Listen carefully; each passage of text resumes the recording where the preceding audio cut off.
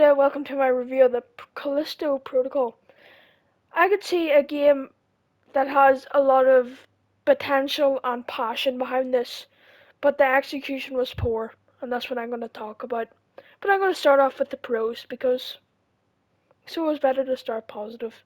Sound design is amazing, and that built up with the amazing graphics just builds atmosphere that the game never really goes anywhere with, but I'll talk about that later. And the last 10% of the story is really fun. It's not good by any means, but it's fun.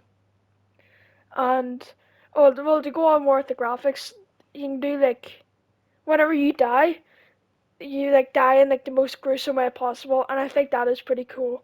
And it's really detailed too, so you'll see your fucking your right molar flying off in the fucking bin. And the settings I thought were very good. I like from going to an abandoned prison, well, not an abandoned prison, but going from a prison to a snowstorm, which I just thought that was cool. I was like, that's pretty good. But now we're getting on to the cons. Start off, and the other part of the story is awful. I wasn't compelled by any of the characters. The writing isn't very good.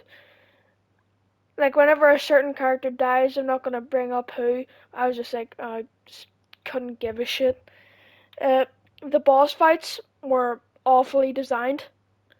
No joke, you fight the same boss 3 times, and then you fight another boss once, then you fight him again, and then he gets a new form, and you fight him. It's just awful, and they're not fun either. It's right, so you want to know an actual good boss fight that does something what this game tries to do? Resident Evil 2, whenever you're fighting Mr. X in the final thing on the elevator, that's an actual good boss fight. This does that, but worse. Way worse. And I picked this up on the day one edition, so it should be a bit more revamped. It should run a little better. Nope. At some points during combat, if I was fighting more than 3 enemies, I would hit about 10 frames per second, and it was like I was going through a fucking loophole, like a multiverse of madness type shit. Oh, and my game also crashed twice. I'm not joking about that one either. Uh, the combat, I see what they're trying to go for, and it's very unique, and it was fun for the first half of the game, and you're like, right, this is getting really, really annoying and just awful. It was really right, so the first 20% of the game, you're like, oh, this is cool, I could get used to this. And then, the rest of the 80% of the game, you're like, who the fuck made this combat? But if it was actually a bit more revamped, it would have been better. Way better, and it would.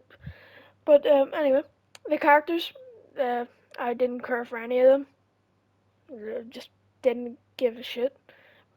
Oh, and this game, with such good graphics and sound design, that can build up atmosphere and tension. Do you know what to do with that? Give you a cheap jump scare and you're like, oh well, fuck off.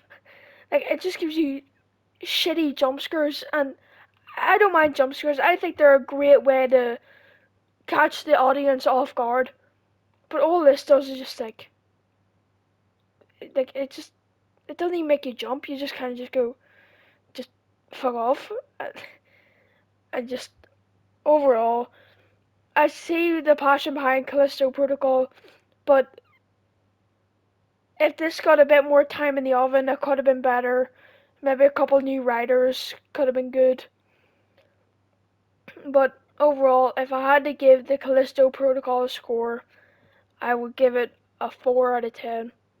So, if you liked this video, like, share, subscribe, and I'll see you guys in the next one. Bye bye.